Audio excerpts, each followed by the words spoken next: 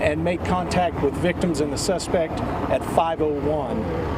And that was them making their way to the second floor. The officers that did arrive were hearing shots in the building, and that's what directed them to the second floor.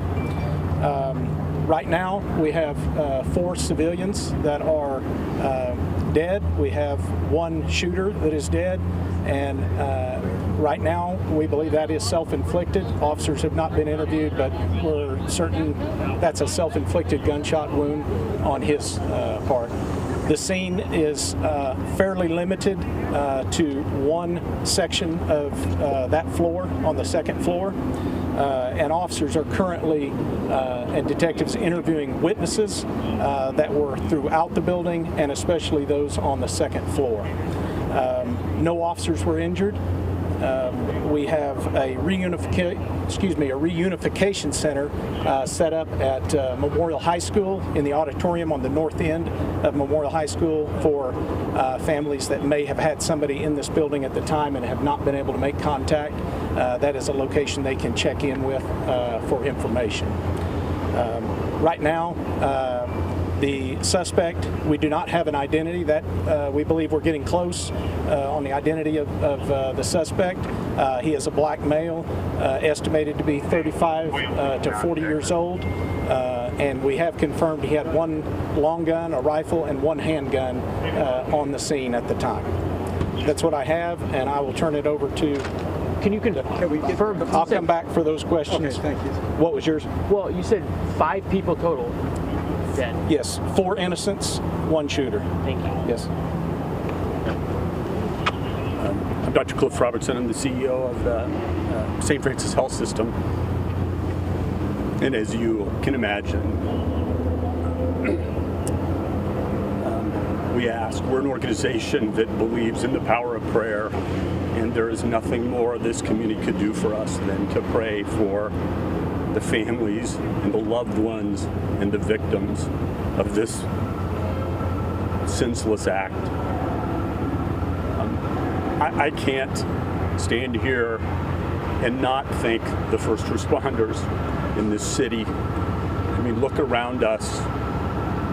The response has been incredible, and I don't know that I've truly understood just how important our first responders can be and are every day. There will obviously be many questions, and there will be a very bumpy road, I think, ahead of us.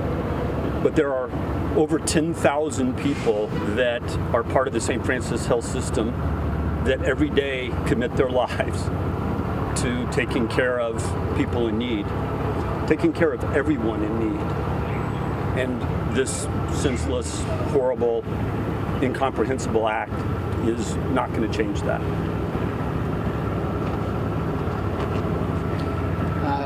I want to start by echoing Dr. Robertson's comments. This campus is sacred ground for our community. For decades, this campus has been a place where people have come to work, heroes have come to work every day to save the lives of people in our community. Just in the last few years, in the greatest public health crisis that our city has ever had to face, this has been the facility more than any other that has worked to save the lives of people in this city. I have been out here to this campus repeatedly as mayor when our first responders have been attacked and when one of them was murdered. And it was the people who worked at this campus who were there for them. So I know, because I know Tulsa, I know there are so many people out there right now that want to know what you can do to support the people at St. Francis Health System in the midst of this tragedy. I don't have one thing for you right now. I would ask for you to think about what the St. Francis Health System and the people that work there mean to our community, what they mean to you and your family and your neighbors, the heroes who protect you. Think about what they mean to you, and think about in your own way what you can do to show your support for them in the midst of this tragedy. I also want to express our community's profound gratitude for the broad range of first responders who did not hesitate today to respond to this act of violence. The men and women of the Tulsa Police Department did not hesitate. And when you look around today, you see personnel from federal law enforcement, the Tulsa County Sheriff's Office, the Oklahoma Highway Patrol, the Tulsa Fire Department, EMSA. They are all here to provide the support and their own skill set that they can bring to support the people who work on this campus. And all of us in Tulsa have a responsibility to do the same. Thank you. We'll turn it back to Chief Daglish for any questions that you might have. Mayor, while you're up there, could we get your response? I mean, we're now in a club of cities that had to deal with something like this. What is your response to what happened here? Right now, my thoughts are with the victims in here, many of whose families don't even know about this yet. So if we want to have a policy discussion, that is something to be had in the future, but not tonight. Not tonight. Do we know if the victims were employees of the hospital or patients? From what we do know, it could be a combination, both of employees and visitors. Do we know if he was a patient? We do not. With everything that's happened recently, was he wearing body armor? Not that I'm aware of. That has not been mentioned. Chief, you said he had two weapons with him, a pistol of some sort and a long gun. Do we know which weapon or both weapons? What did he use, or do we know that yet? It appears both weapons at one point or another were fired on the scene. Do we have any reason to believe he was targeting anybody specifically? We don't have that yet. Investigators, the building not long before we came down here was officially secured, and homicide and crime scene detectives were just making their way in. So all of the investigation and investigative portions and those types of questions are just getting looked into right now. Can you talk about what's on that second floor? I don't have the, there is an orthopedic center, an orthopedic office there, but I'm unaware of if that occupies the whole floor or if there are other offices on the floor. Do we know if that's where this happened, in that orthopedic center? At least part of the same. Is everybody, cleared out of the closets, the cubbies, and Yeah, they've gone floor to floor, office to office, and has gathered keys from St. Francis and have essentially cleared. And we utilize officers from those other agencies as well to help get that job done. There was one witness, potential victim, that was found late in the process, locked in a closet. So worth their efforts to make sure that was very methodically done. How long was this shooter active from the first shot to him inflicting a wound on himself? There was a 3-minute response, so I don't know how long the call took to come in, but it appears as though the whole thing was a 4-minute or so time span from the time it came in to the time officers made contact, 4 to 5 minutes. And all the gunfire occurred in that same area on the second floor, as far as we know? The best we believe right now. Do we know who called? I do not. After everything that happened last week, was active shooter training refreshed on y'all's mind? And this was just almost second nature for you? Yeah, I think that's probably fresh on everyone's minds. I will say Tulsa revisits that topic regularly. So I was very happy with what we know so far regarding the response of our officers. And as the mayor mentioned, the citizens of Tulsa, I think, should be proud. This parking lot was difficult to get to for some of those officers who were here just minutes after it came in. It was difficult due to the amount of cars that had responded from all sides of town. And then federal agencies, I believe every federal agency is represented here. Light Horse are here. I've been contacted by surrounding sheriff's offices, Sheriff Regalado, Sheriff Chris Elliott, offering to help cover calls for service while we dealt with the scene. So the response, I cannot overstate how proud I am of the area response to this incident. Do you believe he acted alone? We're going to have a press conference tomorrow. Yep. We're still unpacking a lot of this. We can ask questions all night. I've got a question for Dr. Robertson, if that's okay. If you want to answer the question, so you can, or else we can wait till tomorrow. We don't know. Yeah. We are still trying to confirm his identity, and the intelligence and the investigative side will take off after that. Do we know if there's any There'll be no more connection questions to- today. We'll have a press conference tomorrow. We'll get you all the information you need. Thank you. Yes.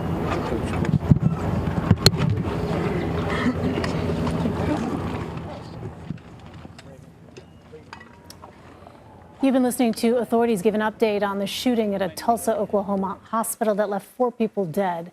Police say the gunman also took his own life. For more, I want to bring in Kathy Guider. She is a former FBI special agent. Kathy, thanks very much for being with us. The shooting comes 8 days after the massacre in Uvalde, Texas. How might that shooting have impacted the way that this incident was handled and will continue to be handled from now on? Sorry, can you repeat that? I'm having a little bit of a hard time hearing you. How did the recent events? Yes, exactly. How has that likely impacted the response that we've seen so far and the response that we'll be seeing in the days ahead? I'm going to say that because it's still fresh on everybody's mind. You know, officers, when they're at their pre-shift briefing or after-shift briefing, they're going to be talking about these things. Training's going to be coming up, and they may have changed what their training was for this quarter or this next training. So I have no doubt that active shooter training is on everybody's mind at this particular time. They've been talking about it and, you know, putting more into it. Kathy, I'm sorry, I'm having a little bit of trouble hearing you, but we are going to take a quick break, try to fix those audio problems. Stay with us. You're streaming CBS News.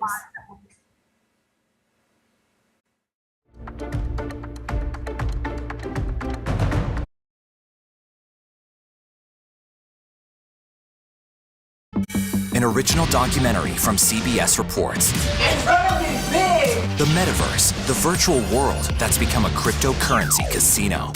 It's like buying property on Mars. Do they get an actual picture of this? No, it's a digital copy. Why would they pay for that? Making millionaires almost overnight. We made more than $1 million in crypto last year. I have no idea how much money I have made over the past year. That's like, wow! Big rewards. There's gold in them, there hills, as they say. Bigger risks. The market's down, but it's gonna bounce back. It's crypto. Is it a gold rush or fool's gold? It's our metaverse, our story. Peace out, y'all. An original documentary from CBS Reports. Stream now. I'm Nora O'Donnell in our nation's capital. We're here at the White House with the President of the United States. Thanks for having me. I appreciate it. We've never done an interview like this before. That's correct. Tonight, a congressional investigation sparked by reporting from CBS News. What's your message to consumers? They need help now. Tell him I feel it. The CBS Evening News with Nora O'Donnell from Washington, D.C. on CBS and streaming on Paramount Plus. We will witness yet another moment in history. This week on 60 Minutes, that's incredible. 60 minutes. 60 minutes. 60 minutes. Are you ready for some tough questions? Let me ask you this. You know how this sounds. What's your response to that? 60 Minutes Sundays on CBS. The threat of severe weather and dangerous tornadoes is expected to last. Let's get the forecast from our partners at the Weather Channel. Here we are in our virtual view. Now 6 feet of water, imagine that. Cars that can act like battering rams. These hyper-realistic simulations show you what the weather will look and feel like before it happens. This is our virtual view, what it actually looks like. Those are some of the best graphics I've seen. Spare no expense, Gail. We experience the weather in a whole new way. Go to the ends of the earth. Right now. We got something crazy. and reach for the stars. Here we are. Time. Yes, it's my comeback. Hey, this is pretty fun. But wait, there's more. Experience thought-provoking, Welcome to the idea of being a human being. innovative, and truly original reporting. Look through a telescope and go, wow. Because there's always something new under the sun on CBS Sunday morning. People from every corner of America facing challenges. Everyone is just looking for some type of connection. Just raise your hand and say, hey, I'd like to help. Coming together to find solutions. We are going to do something about it. Their stories are our stories. Welcome to Eye on America. Stream now on the free CBS News app. We have an inspiring story that started with a strange act of kindness. We found it. You're kidding me! We share stories that lift you up and brighten your day. The Uplift. Stream on the free CBS News app. Police in Tulsa, Oklahoma confirm at least 4 people are dead following a shooting at St. Francis Medical Center. They say the shooter also took his own life. For more, I want to bring in Kathy Guider. She is a former FBI special agent. So, Kathy, this shooting comes 8 days after the massacre in Uvalde, Texas. How might that shooting impact the way that this incident is handled? I'm sure all the officers that responded, the different departments and agencies, it's on everybody's mind right now. It's being talked about in briefing sessions before guys and girls go on shift. If there's going to be some training that's going to be provided, it's certainly the topic of the day, and people are talking about active shooters, how to respond, what can be done better. We always learn from the last tragedy that occurred, and whether it was done correctly or not, we learn from it. So I'm sure that it's on everybody's mind. It's being talked about on lunch breaks, coffee breaks, and officers are, thinking about it more and more each and every day. It's early in the investigation, obviously, but what would ATF and the FBI be looking for at this point? Well, depending on the size of the agency, the local police department, they may call in the FBI or ATF for their resources. ATF, definitely anything to do with the firearms that are involved, the sale, the registration, things of that nature. ATF, that's their bailiwick, and that's what, they're known, and that's what they do. The FBI can bring in evidence, scene technicians and people to assist, usually at the federal level, there's more resources and more people that can, be put out to conduct interviews and things of that nature. Police say the shooter took his own life, but still authorities will be looking for a motive. Where will they be looking for that, to gather that kind of information? Well, since the shooter is deceased, they're going to have identification. They're going to be able to identify him. And from that, they're going to start obtaining the necessary search warrants for his residence, his vehicle, and things of that nature. And they're going to start going back to these locations and gathering whatever information they can. Also, any kind of a digital footprint that he has, his cell phone, a laptop, anything of that nature. What was he tweeting today? What was he posting? What has he been looking at in the last days, weeks before this occurred? One last question for you, Kathy. Obviously, the circumstances surrounding this shooting and previous mass shootings have been different. Nevertheless, I wonder, for law enforcement, both at the local, state, and federal level, does this kind of environment concern law enforcement officials where you may see it feels very much like a sort of wave of these kinds of shootings at the moment? That's true. It does feel like there's a wave, and they've kind of been, back to back. 3 of them, I think, in a row right now.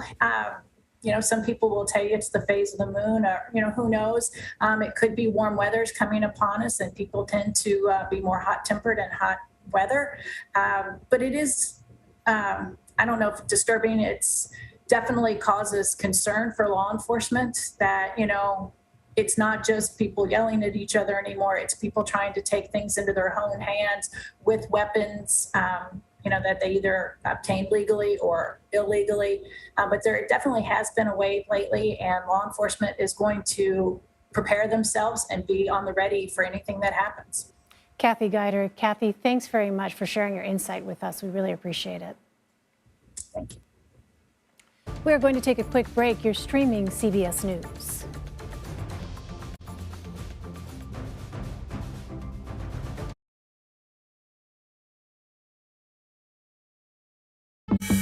original documentary from CBS reports. It's gonna be big! The metaverse, the virtual world that's become a cryptocurrency casino. It's like buying property on Mars. Do they get an actual picture of this? No, it's a digital copy. Why would they pay for that? Making millionaires almost overnight. We made more than $1 million in crypto last year. I have no idea how much money I have made over the past year. That's like, wow. Big rewards. There's gold in them, there hills, as they say. Bigger risks. The market's down, but it's going to bounce back. It's crypto. Is it a gold rush or fool's gold? It's our metaverse, our story. Peace out, y'all. An original documentary from CBS Reports. Stream now. I'm Nora O'Donnell in our nation's capital. We're here at the White House with the President of the United States. Thanks for having me. I appreciate it. You've never done an interview like this before. That's correct. Tonight, a congressional investigation sparked by reporting from CBS News. What's your message to consumers? They need help now. Tell him I feel it. The CBS Evening News with Nora O'Donnell from Washington, D.C. on CBS and streaming on Paramount Plus. We will witness yet another moment in history. This week on 60 Minutes, That's incredible. The 60 Minutes. 60 minutes, 60 minutes. Are you ready for some tough questions? Let me ask you this. You know how this sounds. What's your response to that? 60 Minutes Sundays on CBS. The threat of severe weather and dangerous tornadoes is expected to last. Let's get the forecast from our partners at the Weather Channel. Here we are in our virtual view. Now 6 feet of water, imagine that. Cars that can act like battering rams. These hyper-realistic simulations show you what the weather will look and feel like before it happens. This is our virtual view, what it actually looks like. Those are some of the best graphics I've seen. Spare no expense, Gail. We experience the weather in a whole new way. Go to the ends of the earth Right now. We got something crazy. and reach for the stars. Here we are. Yes, it's my comeback. Hey, this is pretty fun. But wait, there's more. Experience thought-provoking, I'm open to the idea of being a human being. innovative, and truly original reporting. Look through a telescope and go, wow. Because there's always something new under the sun on CBS Sunday morning. People from every corner of America facing challenges. Everyone is just looking for some type of connection. Just raise your hand and say, hey, I'd like to help. Coming together to find solutions. We are going to do something about it. Their stories are our stories. Welcome to Eye on America. Stream now on the free CBS News app. We have an inspiring story that started with a strange act of kindness. We found it. You're kidding me! We share stories that lift you up and brighten your day. The Uplift. Stream on the free CBS News app.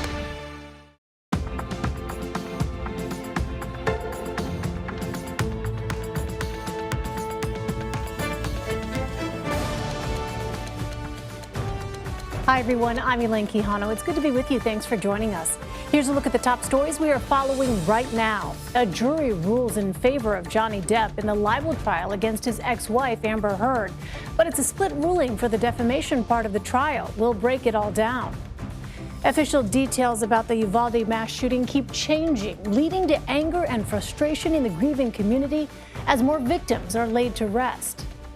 As millions of families suffer from the nationwide baby formula shortage, President Biden meets with business leaders to address the crisis, when relief could be on the way. And later this hour, the U.S. sends advanced weaponry to Ukraine as President Biden unveils a plan he hopes will end the Russian invasion. Plus, severe drought across the southwestern U.S. is causing cities to get creative and restrictive. What measures are being taken to help conserve water as the Biden administration vows to help? At this moment, about 90 million Americans are living under drought conditions, and the start of summer is still weeks away. Across the West, we have seen the terrible cost of the climate crisis. Authorities in Tulsa, Oklahoma confirm at least 4 people are dead, including a suspected gunman, following a shooting at St.